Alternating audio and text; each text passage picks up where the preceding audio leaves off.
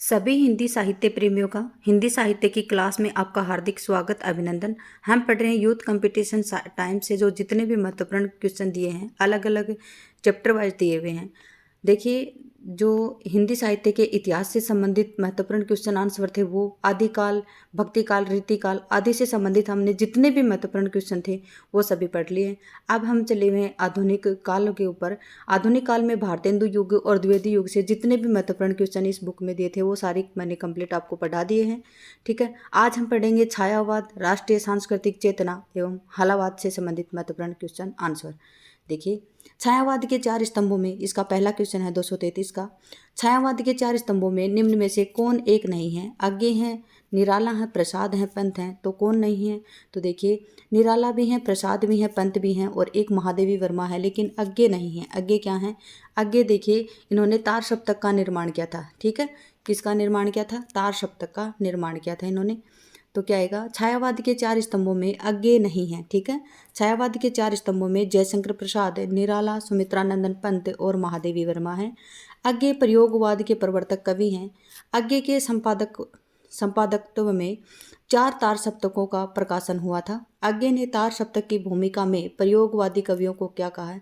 राहों का अन्वेषी कहा है। मतलब राहों का अन्वेषी मतलब क्या होता है? खोज करता।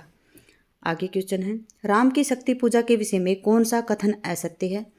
राम को शक्ति पूजा का सुझाव जामवंत ने दिया था। राम को रावण पर विजय का वरदान देवी से प्राप्त हुआ था। राम की शक्ति पूजा का कथानक रामचरित पर आधारित है। राम की शक्ति पूजा के राम मानव अधिक और ईश्वर कम है। देखिए, इसमें राम की शक्ति पूजा का सुझाव जामवंत ने दिया था, बिल्कुल ठीक है। राम को रावण पर विजय का वरदान देवी से किया प्राप्त हुआ था, क्योंकि अंत में जब हम माता की देवी की वो आराधना करते हैं तब 108 इंदिवर वो चढ़ाते हैं। ठीक है, 108 इंदिवर वो जब चढ़ाते हैं तो लास्ट में जो एक इंदिवर बचता है वो माता चुपके से छुपा लेती है, उठा लेती है। और उसी वक्त राम के ध्यान में आता है कि मुझे माता राजीव नयन कहती थी, और अंत में 108वां वो अपना एक नेत्र है, ठीक है, अपना नेत्र निकाल के देने लगते हैं। तभी माता पर मतलब क्या करती है? अपना रूप धारण करती है और वो कहती है, होगी विजय हे वीर पुत्र, तुम्हारी वीर विजय होगी और माता को करो तुम ध्यान। इस प्रकार से माता उनके साथ उनको वरदान देती है। फिर क्या है? राम की शक्ति पूजा का कथानक रामचरितमानस है, बिल्कुल गलत है ये, क्योंकि राम की शक्ति पूजा का जो क्या है, ये रामचरितमानस नहीं है। ये क्या है? बांग्ला एक कृतवास रामायण थी। क्या थी? बांग्ला में एक कृतवास रामायण थी, वो इसका आधार था। तो बिल्कुल सी ऑप्शन आपका गलत होगा। राम की शक्ति पूजा में राम मानव अधिक है, ईश्वर कम, बिल्कुल इसमें राम के मानव जीवन का वर्णन किया गया है। याद रखेंगे क्या आंसर आएगा कि राम की शक्ति पूजा का कथानक रामचरितमानस न होकर क्या है? कृतवास रामायण है। ठीक है, आगे देखिए। आगे क्वेश्चन है, राम की शक्ति पूजा 1936 में किसकी है? ये आपको पता होगा। कथानक, हाँ जी, कथानक ग्रंथ किसका है? बांग्ला ग्रंथ कृतवास रामायण पर आधारित है, न कि रामचरितमानस पर। राम की शक्ति पूजा का निराला कृत एक क्या है? महाकाव्य है। क्या है? महाकाव्य। कामायनी की यह कथा केवल एक फैंटेसी है। कामायनी के संदर्भ में यह कथन किसका है? किसने बताया था? द्वारिका प्रसाद सक्सेना ने, गजानंद माधव मुक्तिबोध ने, रामस्वरूप चतुर्वेदी और डॉक्टर नगेंद्र। तो किसने बताया था? गजानंद माधव मुक्तिबोध, इन्होंने बताया था। गजानंद माधव मुक्तिबोध का एक कृति थी इनकी, क्या? अंधेरे में। कामायनी की यह कथा केवल एक फैंटेसी है। कामायनी के संदर्भ में यह कथन किसका है? गजानंद माधव मुक्तिबोध का है। कामायनी हिंदी भाषा का एक महाकाव्य है जिसके रचयिता जयशंकर प्रसाद हैं। यह आधुनिक छायावादी युग का सर्वोत्तम और प्रतिनिधि हिंदी काव्य है। प्रसाद जी का यह अंतिम काव्य रचना है जिसकी रचना इन्होंने 1935 में की थी। राम की शक्ति पूजा निराला जी की 1936 की है, और जो प्रसाद जी का जो महाकाव्य है क्या? कामायनी, ये कब का? 1935 का। इसमें 15 सर्ग हैं। कामायनी का प्रथम सर्ग चिंता है और अंतिम सर्ग इनका आनंद है। इसमें 15 सर्ग हैं, वो आप याद रखेंगे, मैं आपको बता दूंगी या फिर आगे क्वेश्चन में आ जाएंगे। जयशंकर प्रसाद की प्रमुख काव्य कृतियाँ हैं कौन कौन सी? उर्वशी है इनकी, जो पहली रचना है 1909 की। वन मिलन है इनका 1909। इनकी उर्वशी, वन मिलन और प्रेम राज्य 1909 की रचनाएं हैं। किसकी? जयशंकर प्रसाद की। अयोध्या का उद्धार 1910 की रचना है। चित्राधार 1918 है। झरना 1918, आंसू 1925, लहर 1933, कामायनी 1935 है। डॉक्टर नगेंद्र ने कामायनी को मानव चेतना के विकास का महाकाव्य कहा। क्या कहा? डॉक्टर नगेंद्र ने कामायनी को क्या कहा? मानव चेतना के विकास का महाकाव्य कहा। डॉक्टर शांतिप्रिय द्विवेदी ने कामायनी को छायावाद का उपनिषद कहा है। शांतिप्रिय द्विवेदी ने कामायनी को क्या कहा? तो छायावाद का उपनिषद कहा। रामस्वरूप चतुर्वेदी ने इसे एक कंपोजिशन कहा है। क्या कहा है? एक कंपोजिशन कहा है। डॉक्टर नगेंद्र के अनुसार कामायनी समग्रता में समासोक्ति का विधान लक्षित करती है। क्या करती है? डॉक्टर नगेंद्र कहते हैं, डॉक्टर नगेंद्र ने पहले क्या कहा? कामायनी को मानव चेतना के विकास का महाकाव्य। और दूसरा कथन है इनका, डॉक्टर नगेंद्र के अनुसार कामायनी समग्रता में समासोक्ति का विधान लक्षित करती है। क्या करती है? समग्रता में समासोक्ति का विधान लक्षित करती है। हृदय की अनुकृति बाह्य उदार, क्या है? हृदय की अनुकृति बाह्य उदार, एक लंबी काया उन्मुक्त, मधुपवन क्रीडित, जो शिशुशाल सुशोभित हो सौरभ संयुक्त। ठीक है, इसमें क्या है कि इसमें किसका वर्णन किया गया है? क्या है? इसके संदर्भ में असंगत कथन कौन सा है?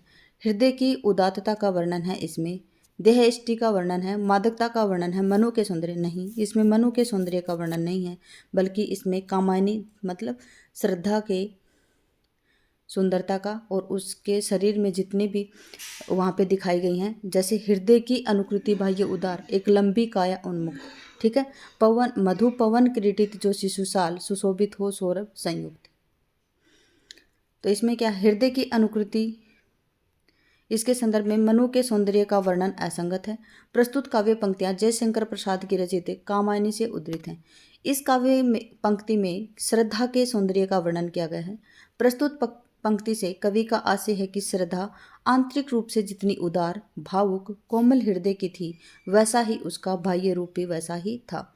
मनु ने श्रद्धा को देखा तो उन्हें लगा कि वह फूलों से लदी हुई सौंदर्यमयी लता के समान है। क्या है? फूलों से लदी हुई सौंदर्यमयी लता के समान है। उसने अनुभव किया कि जैसे चंद्रमा की शीतल चांदनी से लिपटा हुआ बादल का कोई टुकड़ा उसके समान खड़ा है। जयशंकर प्रसाद की प्रथम कविता सावन पंचक सन 1906 की है, जो भारतेंदु पत्रिका में कलाधर उपनाम से प्रकाशित हुई थी। देखिए, यहाँ तक थी उसकी व्याख्या। आगे है कि जयशंकर प्रसाद की प्रथम कविता कौन सी थी? सावन पंचक, जो सन 1906 में भारतेंदु पत्रिका में कलाधर नाम से प्रकाशित हुई थी। अब आपसे पूछे कि कलाधर उपनाम से कौन रचनाएं करते थे, तो जयशंकर प्रसाद। जयशंकर प्रसाद की प्रथम छायावादी कविता प्रथम प्रभात 1918 में प्रकाशित हुई थी। कब हुई थी? 1918 में, जो झरना में संकलित है। किसमें? झरना में खड़ी बोली संकलित है। खड़ी बोली में जयशंकर प्रसाद का प्रथम काव्य संग्रह कानन कुसुम है। खड़ी बोली का इनका प्रथम काव्य संग्रह कौन सा है? कानन कुसुम। छायावाद का प्रथम काव्य संग्रह कौन सा है? देखिए, प्रथम प्रभात, जो झरना में संकलित हुई थी। और जयशंकर प्रसाद की जो प्रथम कविता है वो सावन पंचक, जो 1906 में भारतेंदु पत्रिका में कलाधर नाम से प्रकाशित हुई थी। आगे है कि प्रसाद का रचित झरना, जो झरना को छायावाद की प्रथम रचना स्वीकार किया गया। प्रसाद के द्वारा जो झरना है रचित है उनके द्वारा, उसको छायावाद का प्रथम रचना स्वीकार की गई है। इसको छायावाद की प्रथम प्रयोगशाला भी कहा जाता है। किसको? झरना को छायावाद की प्रथम प्रयोगशाला कहा जाता है। कामायनी में 15 सर्ग हैं। इसके प्रधान रस शांत निर्वेद है। इसके मुख्य रस तांटक हैं। कितने? क्या हैं? ताटंक हैं। आगे है, और उस मुख पर वह मुस्कान, रक्त किस लिए पर ले विश्राम, अरुण की एक किरण अम्लान, अधिक अलसाई हो अभिराम। के संदर्भ में अनुपयुक्त वाक्य पूछी आपसे कि और उस मुख पर वह मुस्कान, रक्त किस लिए पर ले विश्राम, अरुण की एक किरण अम्लान, अधिक अलसाई हो अभिराम। के संदर्भ में अनुपयुक्त व्याख्या किसकी है? देखिए, ये क्वेश्चन है ना, ये कामायनी से संबंधित है। कामायनी के श्रद्धा सर्ग से, या श्रद्धा दिया हुआ कहीं पे चिंता, लज्जा, तो ये है शायद श्रद्धा सर्ग से। ठीक है, और ये यूजीसी नेट हो चाहे आरपीएस या असिस्टेंट प्रोफेसर हो, चाहे एमपी असिस्टेंट प्रोफेसर हो, ये पंक्तियाँ आती ही आती हैं क्योंकि कामायनी हर पेपर में लगी हुई है। ठीक है, क्या पूछा इसमें? अनुपयुक्त व्याख्या पूछी आपसे। मुस्कान का बिंब परक अंकन है इसमें। श्रद्धा का सौंदर्य वर्णन है इसमें। अस्ताचलगामी सूर्य की एक किरण से तुलना है और गेयता। देखिए, अस्ताचल सूर्य की एक किरण से तुलना नहीं की गई है क्योंकि क्या बताया है, देखिए, और उस मुख पर वह मुस्कान, रक्त किस लिए पर ले विश्राम, अरुण की एक किरण अम्लान। यहाँ पे देखिए, अरुण की एक किरण विमलाम अम्लाम, इसमें अरुणोदय मतलब उगते हुए सूरज के बारे में बताया गया, न कि अस्ताचल मतलब छिपते हुए सूरज के बारे में। देखिए, एक एक शब्द में ही क्वेश्चन गलत हो जाता है और सही भी हो जाता है। देखिए, यहाँ पे अस्ताचल दिया गया है जबकि यहाँ पे क्या है, उदय होते हुए सूरज के बारे में बताया गया और गेयता है इसमें। देखिए, और उस मुख पर अलसाई को अभिराम के संदर्भ में अस्ताचल सूर्य की एक किरण से तुलना अनुपयुक्त व्याख्या है। उपर्युक्त काव्य पंक्तियां जयशंकर प्रसाद कृत कामायनी के श्रद्धा सर्ग से उद्धृत हैं। प्रस्तुत काव्य पंक्तियों में श्रद्धा के रूप सौंदर्य का वर्णन बड़े मार्मिक ढंग से किया गया है। इन पंक्तियों में कवि कहता है कि श्रद्धा के सुंदर मुख पर बिखरी हुई मुस्कान को देखकर ऐसा आभास हो रहा था जैसे सूर्य की कोई अलसाई सी उज्ज्वल किरण लाल नवीन कोपल पर विश्राम कर रही हो। ठीक है, आगे दिया है, डॉक्टर नगेंद्र ने कहा है कि कामायनी की चेतना मूलतः व्यक्तिवादी अध्यात्मवादी चेतना है। कामायनी अपनी सीमाओं के बावजूद हिंदी साहित्य की एक गौरवमय उपलब्धि है। जयशंकर प्रसाद कृत चित्राधार में इनकी ब्रज में रचित कविताएं संकलित हैं। देखिए, जयशंकर प्रसाद की जो चित्राधार है उसमें क्या है, इनके क्वेश्चन पूछा जाए आपसे कि ब्रज में जो इनकी ब्रज भाषा में जो इनकी रचित कविताएं हैं वो किस में संकलित हैं, तो चित्राधार में है। जयशंकर प्रसाद की प्रथम पुस्तक कौन सी है? उर्वशी। यह एक चंपू काव्य है। पूछा जाए आपसे उर्वशी किसकी है, तो उर्वशी देखिए जयशंकर प्रसाद की भी है और एक रामधारी दिनकर की भी क्या है, उर्वशी। जयशंकर प्रसाद की जो उर्वशी है वो क्या है, एक चंपू काव्य है। आगे देखते हैं, डॉक्टर रामविलास शर्मा ने राम की शक्ति पूजा में किन दो कविताओं का सार तत्व बताया है? किसका बताया है?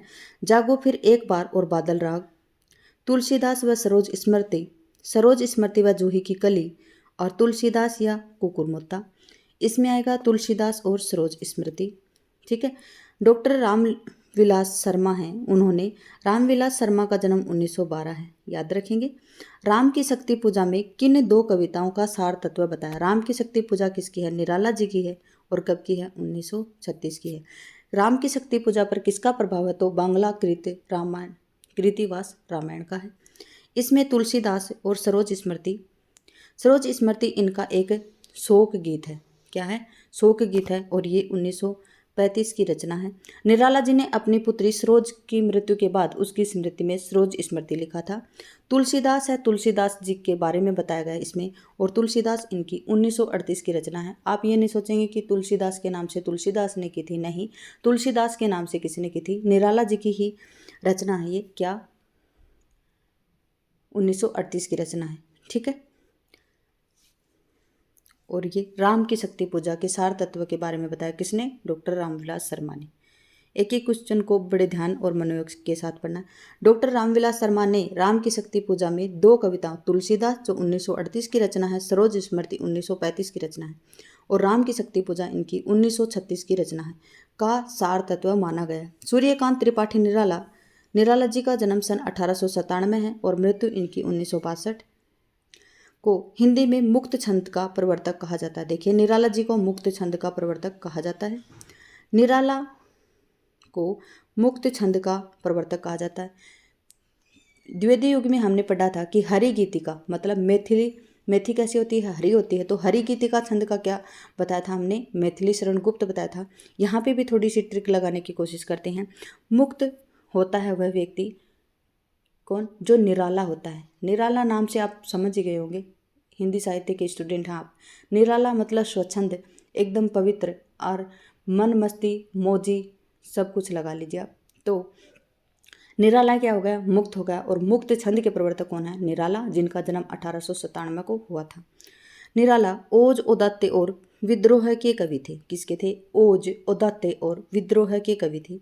निराला ने कवित्व को हिंदी का जातीय छंद कहा है। कवित्व है ना इनका, जैसे कवित्व, सवैया, इनमें रचनाएं कौन करते थे? गणानंद करते थे। तो हिंदी का जातीय छंद किसको कहा है? तो कवित्व को कहा है। निराला की महत्वपूर्ण काव्य कृतियां निम्नलिखित हैं। कौन कौन सी हैं? इनकी अनामिका है, अनामिका, परिमल, गीतिका, तुलसीदास, जूही की कली, कुकुरमुत्ता, अणिमा, बेला, नए पत्ते, अर्चना, आराधना, गीत गुंज, सांदे काकली। निराला ने परिमल की भूमिका में लिखा है कि मनुष्य के मुक्ति की लहर कविता की भी मुक्ति होती है। ठीक है।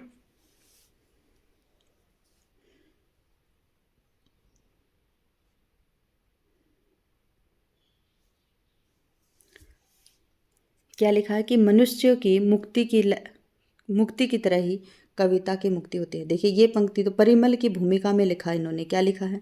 निराला ने परिमल की भूमिका में लिखा है कि मनुष्य की मुक्ति की तरह ही कविता की मुक्ति भी होती है। जिस प्रकार से कविता की मुक्ति होती है उसी प्रकार से किसकी मुक्ति होती है? मनुष्य की मुक्ति होती है। और जिस प्रकार से मनुष्य की मुक्ति होती है उसी प्रकार से किसकी? कविता की मुक्ति होती है। आचार्य रामचंद्र शुक्ल के अनुसार बहुवस्तु स्पर्शनी प्रतिभा निराला जी में थी। क्या है? क्या बहुवस्तु स्पर्शनी प्रतिभा किसमें थी? निराला में थी। निराला कृति सरोज स्मृति 1935 में हिंदी का सर्वश्रेष्ठ और प्रथम शोकगीत है। निराला को छायावाद का शलाका पुरुष भी कहा जाता है। देखिए इसमें कितने क्वेश्चन बन रहे हैं। ठीक है, बहुत सारे क्वेश्चन बन रहे हैं। मैं दोबारा से बता देती हूँ, इसको टाइम तो लगेगा ही। निराला ने परिमल की भूमिका में क्या लिखा है कि मनुष्यों की मुक्ति की तरह ही कविता की भी मुक्ति होती है। याद रखेंगे। आचार्य रामचंद्र शुक्ल जी के अनुसार बहुवस्तु स्पर्शनीय प्रतिभा निराला जी में थी। बहुवस्तु स्पर्शनीय प्रतिभा किसमें थी? निराला जी में थी।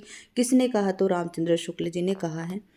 निराला कृति सरोज स्मृति 1935 में हिंदी का सर्वश्रेष्ठ और प्रथम शोक गीत इसको माना जाता है। किसको माना जाता है? प्रथम शोक गीत किसको माना जाता है? तो निराला कृति जो सरोज स्मृति है उसको माना जाता है। उसके बाद में है निराला को छायावाद का शलाका पुरुष भी कहा जाता है। क्या कहा जाता है? निराला को छायावाद का शलाका पुरुष कहा जाता है। देखिए अगला क्वेश्चन है, राम की शक्ति पूजा कविता मूलतः किस समय संकलन है? राम की शक्ति पूजा है ना इनकी, वो कविता मूलतः किस में संकलन है? तो किस में है? अनामिका में संकलन है। किस में है? अनामिका में संकलन है। देखिए यहाँ पे दी गई है, राम की शक्ति पूजा इनकी कब की? 1936 की। कविता मूलतः 1938 के अनामिका का जो द्वितीय संस्करण था उसमें संकलित है। निराला का प्रथम काव्य संग्रह अनामिका 1923 में प्रथम संस्करण तथा अंतिम काव्य संग्रह इनका सांदे कांकली 1969 में प्रकाशित हुआ था। याद रखेंगे कि जो राम की शक्ति पूजा 1936 की रचना है वो किसमें? अनामिका का जो द्वितीय संस्करण आया था 1938 में उसमें प्रकाशित हुआ था।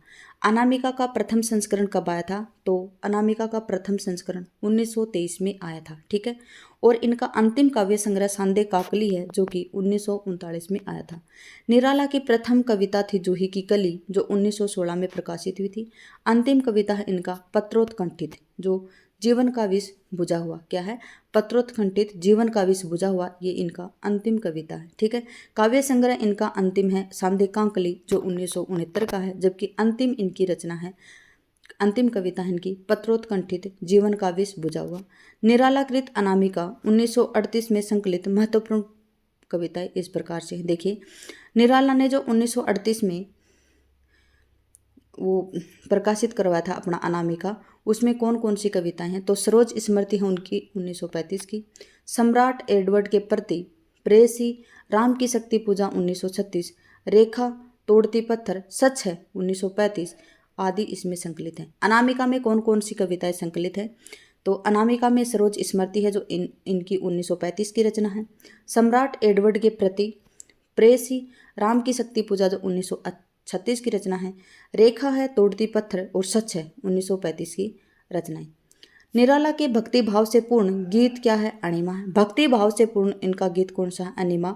शोक गीत है इनका सरोज स्मृति। निराला से संबंधित देखिए कितने क्वेश्चन हैं। परिमल है जो 1930 में संकलित कविताएं निम्नलिखित हैं। देखिए इनका जो परिमल काव्य संग्रह है उसमें 1930 में प्रकाशित हुआ था, उसमें जो संकलित कविताएं हैं वो कौन सी हैं? इसमें एक तो अधिवास है, ठीक है, एक जूही की कली है जो 1916 की है, बादल राग है, संध्या सुंदरी, विधवा, भिक्षुक और पंचवटी प्रसंग। पंचवटी किसकी है? हम पढ़ चुके हैं, मैथिली शरण गुप्त की है और कब की है? 1925 की रचना। जबकि पंचवटी प्रसंग है ये 1923 की रचना है। कब की है? 1923 की रचना है और ये किसकी है? निराला जी की है।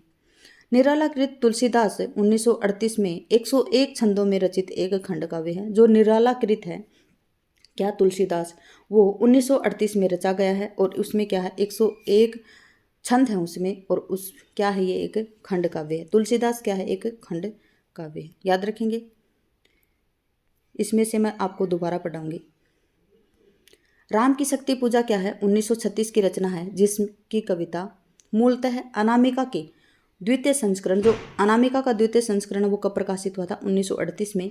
द्वितीय जो संस्करण था उसमें संकलित है क्या? राम की शक्ति पूजा। आपसे क्वेश्चन पूछा कि राम की शक्ति पूजा है वो 1936 में प्रकाशित हुई थी, ठीक है, वो किस कविता संग्रह में किस संस्करण में संकलित है? तो किस में है?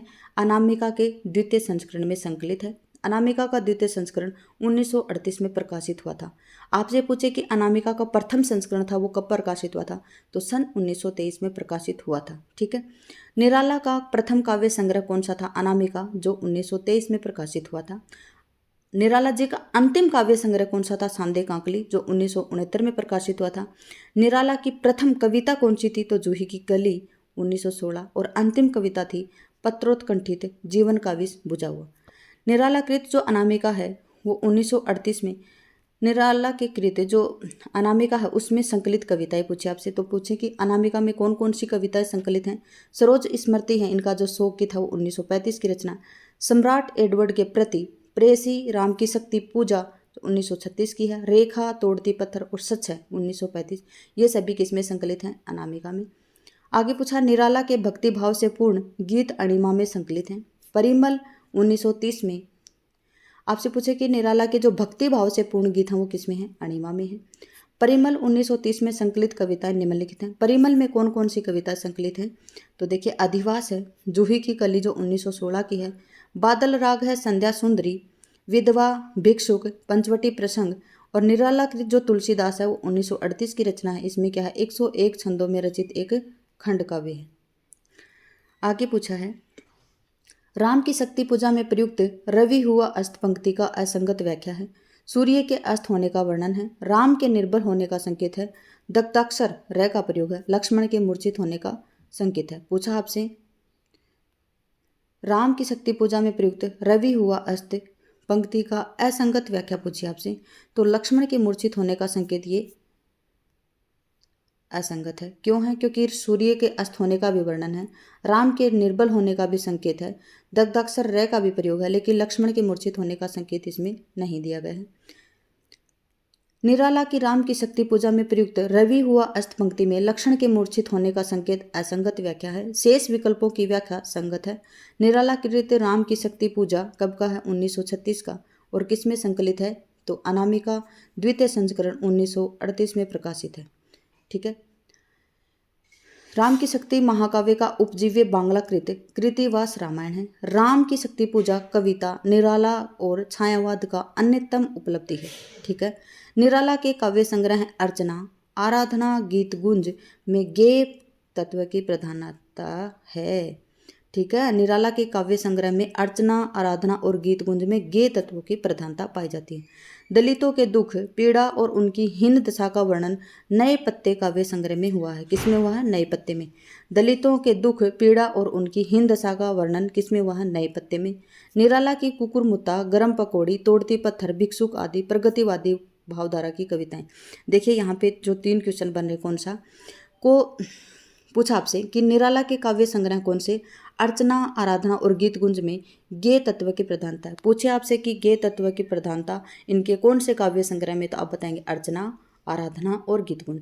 फिर पूछे आपसे कि दलितों के दुख पीड़ा और उनकी हीन दशा का वर्णन किस काव्य संग्रह में है, तो नए पत्ते में है। निराला की कुकुरमुत्ता, गरम पकौड़ी, तोड़ती पत्थर और भिक्षुक किस भावधारा की कविताएं हैं, तो प्रगतिवादी भावधारा की कविताएं। अगर पूछे आपसे कि प्रगतिवादी भावधारा की कविताएं कौन सी हैं, तो पूछे निराला कृत, जो कुकुरमुत्ता है, गरम पकौड़ी, तोड़ती पत्थर और भिक्षुक इत्यादि। कुकुरमुत्ता इनकी 1942 की रचना है। निम्नलिखित में से क्या स्वच्छंदतावादी साहित्य की प्रमुख विशेषता नहीं है? क्या पूछा आपसे कि निम्नलिखित में से कौन सी स्वच्छंदतावादी साहित्य की विशेषता नहीं है? यह बाह्य जगत को अधिक महत्व देता है, इसमें सब प्रकार की रूढ़ियों से मुक्त होता है। ये कौन सा स्वच्छंदतावादी साहित्य? इसमें कल्पना और असाधारणता की प्रचुरता रहती है। अभिव्यंजना में यह सांकेतिक और व्यंजना प्रधान होता है। तो क्या पूछा आपसे कि यह बाह्य जगत को अधिक महत्व देता है, ये आपका विशेषता इसकी नहीं है। क्या नहीं है? यह बाह्य जगत को अधिक महत्व देता है, ये इसकी विशेषता नहीं है। यह बाह्य जगत को अधिक महत्व देता है, यह स्वच्छंदतावादी साहित्य की प्रमुख विशेषता नहीं है। शेष स्वच्छंदतावादी साहित्य की विशेषताएं हैं। तो आप याद रखेंगे, देखिए साहित्य की विशेषताएं कौन सी नहीं, ये नहीं है, बाकी हम पढ़ते हैं, याद रखेंगे।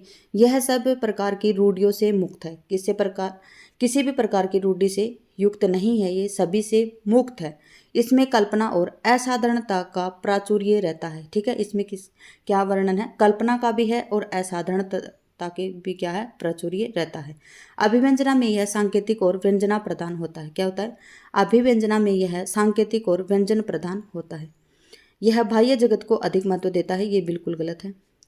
प्रकाशन वर्ष के अनुसार सही अवरोही क्रम आपको बताना है। सांध्य गीत, नीरजा, रश्मि, निहार, ये किसके काव्य हैं? आपको पता ही होगा, तो ये महादेवी वर्मा के काव्य हैं। सांध्य गीत इनका कब का है? तो 1936 का है। ठीक है, उसके बाद में नीरजा कब की है? इनकी 1935 की रचना है।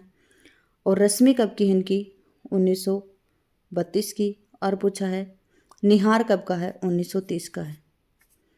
ठीक है, अब ये सोचेंगे कि आप 1936, 35, 32, 30, यही इसका आंसर है। क्यों?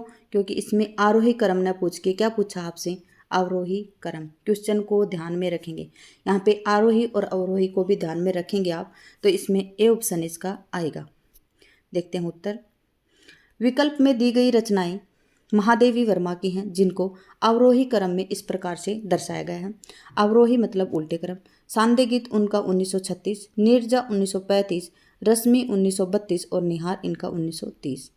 जयशंकर प्रसाद रचित कामायनी में सर्गों की संख्या कितनी है? तो 15 सर्गों की संख्या है। जयशंकर प्रसाद द्वारा रचित कामायनी में सर्गों की संख्या 15, और ये सर्ग आप याद रखेंगे। चिंता, आशा, श्रद्धा, काम, वासना, लज्जा, कर्म, ईर्ष्या, ईड़ा, स्वपन, संघर्ष, निर्वेद, दर्शन, रहस्य, आलस्य, 3-3 करके याद रखेंगे। चिंता, आशा, श्रद्धा, काम, वासना, लज्जा, कर्म, ईर्ष्या, ईड़ा, स्वपन, संघर्ष, निर्वेद, दर्शन, रहस्य, आनंद। पुरातनता का यह निर्मोक सहन करती न प्रकृति पल एक। क्या है? पुरातनता का यह निर्मोक सहन करती न प्रकृति पल एक। यहाँ निर्मोक से अभिप्राय है सांप के शरीर पर लिपटी केंचुली, निष्ठुर आघात, नितांत अनावश्यक भार और निकम्मापन। पूछा आपसे कि इससे अभिप्राय क्या है, तो क्या आएगा इसमें? देखिए, निर्मोक का अर्थ होता है सांप के शरीर पर लिपटी हुई केंचुली। क्या होता है? सांप पर लिपटी। पुरातनता का यह निर्मोक सहन करती न प्रकृति पल एक। यहाँ निर्मोक से अभिप्राय सांप के शरीर से लिपटी केचुली से है। यह पंक्ति जयशंकर प्रसाद कृत कामायनी के श्रद्धा सर्ग से है। आगे पूछा है, निम्नलिखित विकल्पों में से किसका संबंध रामधारी दिनकर से था? कामाध्यात्म की समस्या, पौराणिक प्रसंग में भारत चीन युद्ध का युगीन संदर्भ, युद्ध दर्शन और सुधारवाद। क्या पूछा आपसे? तो इसमें कामाध्यात्म की समस्या है इसमें। ठीक है, और पौराणिक प्रसंग में भारत चीन युद्ध का युगीन संदर्भ भी है और युद्ध दर्शन भी है। सुधारवाद इनकी काव्यों में नहीं है। तो A, B, C आंसर आएगा। यहाँ पे देख लेते हैं हम। बिल्कुल, कामाध्यात्म की समस्या किसमें है? उर्वशी में। पौराणिक प्रसंग का भारत चीन परशुराम की प्रतीक्षा में। युद्ध का युगीन संदर्भ कुरुक्षेत्र, हुंकार और रश्मि रथी, जबकि सुधारवाद का संबंध दिनकर से नहीं है। इनकी रचनाएं आप याद रखेंगे कि उर्वशी में क्या है प्रसंग, संबंध से प्रसंग कौन सा है तो कामाध्यात्म की समस्या है इसमें। परशुराम की प्रतीक्षा में क्या है? पौराणिक प्रसंग में भारत चीन युद्ध का युगीन संदर्भ। पूछे आपसे कि पौराणिक प्रसंग में भारत चीन युद्ध का युगीन संदर्भ दिनकर जी की कौन सी कृति में है तो परशुराम की प्रतीक्षा में है। पूछे आपसे युद्ध दर्शन किस में है तो युद्ध का दर्शन कहाँ पे दिखाई देता है? कुरुक्षेत्र में, हुंकार में और रश्मि रथी में। आगे देखते हैं। भारतीय संस्कृति के मूल उपादानों का ऐतिहासिक विकास प्रस्तुत करने वाला प्रसिद्ध ग्रंथ है। संस्कृति के 4 अध्याय किसने लिखा है? किसने लिखा है संस्कृति के 4 अध्याय? रामविलास शर्मा ने, रामधारी सिंह दिनकर ने, जयशंकर प्रसाद और शांतिप्रिय द्विवेदी ने। तो आप सभी को पता है कि ये किसने लिखा है। संस्कृति के 4 अध्याय रामधारी सिंह दिनकर की रचना है। किसकी है? रामधारी सिंह दिनकर की रचना है। देखते हैं उत्तर। भारतीय संस्कृति के मूल उपादानों का ऐतिहासिक विकास प्रस्तुत करने वाला प्रसिद्ध ग्रंथ संस्कृति के 4 अध्याय के लेखक रामधारी सिंह दिनकर हैं। इनके अन्य ग्रंथ हैं काव्य की भूमिका, पंत प्रसाद और मैथिली शरण, शुद्ध कविता की खोज। ठीक है। फिर है रामविलास शर्मा का ग्रंथ है। कौन कौन सा रामविलास शर्मा के ग्रंथ? प्रेमचंद है भारतेंदु युग, निराला प्रगति की और परंपरा, प्रगतिशील साहित्य की समस्या, हिंदी जाति का साहित्य और भारतीय सौंदर्य बोध और तुलसीदास। जयशंकर प्रसाद ने लिखा है काव्य आत्मा की संकल्पनात्मक अनुभूति है। काव्य क्या है? आत्मा की संकल्पनात्मक अनुभूति है। काव्य कहाँ पे होता है? जब हमारी आत्मा आवाज करती है हमें। शांतिप्रिय द्विवेदी ने ग्रंथ है कवि और काव्य, साहित्य की जीवन यात्रा, संचारिणी, युग और साहित्य, साम्य की धरातल, सांकल्य और वृत्त और विकास। रामधारी सिंह दिनकर के अनुसार कुरुक्षेत्र में किसका आलंबन लेकर उन्होंने महत्वपूर्ण प्रश्न की कृति में उपस्थित किया है? क्या पूछा आपसे कि रामधारी सिंह दिनकर के अनुसार कुरुक्षेत्र में किसका आलंबन लेकर उन्होंने महत्वपूर्ण प्रश्न को कृति में उपस्थित किया है? देश की जनता को अर्जुन और द्रौपदी का, राधा और कृष्ण का, भीष्म और युधिष्ठिर का। आपसे पूछा है तो आप आंसर बताएंगे। जो भीष्म और युधिष्ठिर है उसको लेकर उन्होंने महत्वपूर्ण प्रश्न उनकी कृति में उपस्थित किए हैं। क्या दिया है? रामधारी सिंह दिनकर ने अपने काव्य कुरुक्षेत्र में भीष्म और युधिष्ठिर का आलंबन मतलब विषय लेकर उन्होंने महत्वपूर्ण प्रश्न को कृति में उपस्थित किया है। ठीक है। रचना में कुरुक्षेत्र का प्रतिपाद्य है कि अधर्म पाप के नाश व शांति प्राप्ति हेतु यदि आवश्यकता हो तो युद्ध का ही सहारा लेना चाहिए। देखिए कुरुक्षेत्र का प्रतिपाद्य है। आपसे क्वेश्चन पूछा जाए कि अधर्म पाप के नाश व शांति प्राप्ति हेतु यदि आवश्यकता हो तो युद्ध का सहारा भी लेना चाहिए। ये किस में है? तो ये कुरुक्षेत्र में है। कुरुक्षेत्र किसकी रचना? तो रामधारी सिंह दिनकर की है। इसमें किसको मतलब विषय बनाकर प्रश्न पूछे गए हैं कृति में? तो भीष्म और युधिष्ठिर को। याद रखेंगे किसकी कृति है? रामधारी सिंह दिनकर की है। और कुरुक्षेत्र में क्या है? ज्यादातर युद्ध का वर्णन है। आगे पूछा जाता है आपसे क्वेश्चन अगला, आत्मा का संग्राम आत्मा से और देह का संग्राम देह से जीता जाता है। आत्मा का संग्राम किससे जीता जाएगा? आत्मा से। और देह का संग्राम देह से जीता जाएगा। रामधारी सिंह दिनकर का यह कथन किस कृति के संदर्भ में है? किस कृति के संदर्भ में है? रश्मि रथी, उर्वशी, कुरुक्षेत्र, हुंकार। तो कुरुक्षेत्र के संबंध में है। कुरुक्षेत्र से संबंधित एक यह आया है कथन, कौन सा? कि अधर्म पाप के नाश व शांति प्राप्ति हेतु, मतलब अधर्म हो रहा है, पाप हो रहा है, उसके नाश व शांति के प्राप्ति हेतु अगर आवश्यकता हो तो युद्ध का भी सहारा लिया जा सकता है। ये कथन है। और एक है कि आत्मा का संग्राम आत्मा से और देह का संग्राम देह से जीता जा सकता है। यह है रामधारी सिंह दिनकर ने किस कृति के संदर्भ में कहा है? तो ये कुरुक्षेत्र के संदर्भ में कहा है। आत्मा का संग्राम आत्मा से, देह का संग्राम देह से जीता जा सकता है। यह कथन रामधारी सिंह दिनकर ने अपनी रचना कुरुक्षेत्र में कहा है। कुरुक्षेत्र में भीष्म और युधिष्ठिर के माध्यम से धर्म रक्षा हेतु युद्ध की आवश्यकता सिद्ध की गई है। प्रस्तुत पंक्तियां किस कृति से ली गई हैं? आपसे पूछा जा रहा है जो प्रस्तुत पंक्तियां वो किस कृति की, किस रचना की हैं? इस व्यक्तिक भोगवाद से फूटी विष की धारा तड़प रहा है जिसमें पढ़कर मानव समाज यह सारा। क्या है? यह है इस व्यक्तिक भोगवाद से फूटी विष की धारा तड़प रहा है जिसमें पढ़कर मानव समाज सारा। सरोज स्मृति, राम की शक्ति पूजा, कामायनी और कुरुक्षेत्र। तो किससे आएगा? ये कुरुक्षेत्र से आएगा। ठीक है, ये जोश भरा वातावरण कहाँ पे हो सकता है? कुरुक्षेत्र में, क्योंकि कुरुक्षेत्र में युद्ध का वर्णन है। सरोज स्मृति है, ये एक शोक गीत है। छायावाद का उपनिषद कहा जाता है जयशंकर प्रसाद की कामायनी को। राम की शक्ति पूजा में राम को व्यक्ति बताकर वहाँ पे माता की आराधना की जाती है, देवी की। और राम रावण युद्ध का भी वर्णन है इसमें। तो राम की शक्ति पूजा निराला की 1936 की रचना है। प्रस्तुत पंक्तियाँ इस व्यक्ति मानव समाज यह सारा रामधारी सिंह दिनकर कृत कुरुक्षेत्र से ली गई है। अन्य दी गई रचनाएं सरोज स्मृति राम की शक्ति पूजा निराला की हैं। सरोज स्मृति इनकी 1935 की है और राम की शक्ति पूजा 36 की है। और कामायनी जयशंकर प्रसाद की है जो 1935 की रचना है। आगे पूछा जा रहा आपसे, सबको मुक्त प्रकाश चाहिए, सबको मुक्त समीरण, बाधा रहित विकास, मुक्त आशंकाओं से जीवन। यह पंक्ति किस कृति से ली गई है? किससे ली गई है? सबको मुक्त प्रकाश चाहिए, सबको मुक्त समीरण, बाधा रहित विकास चाहिए, मुक्त आशंकाओं से जीवन।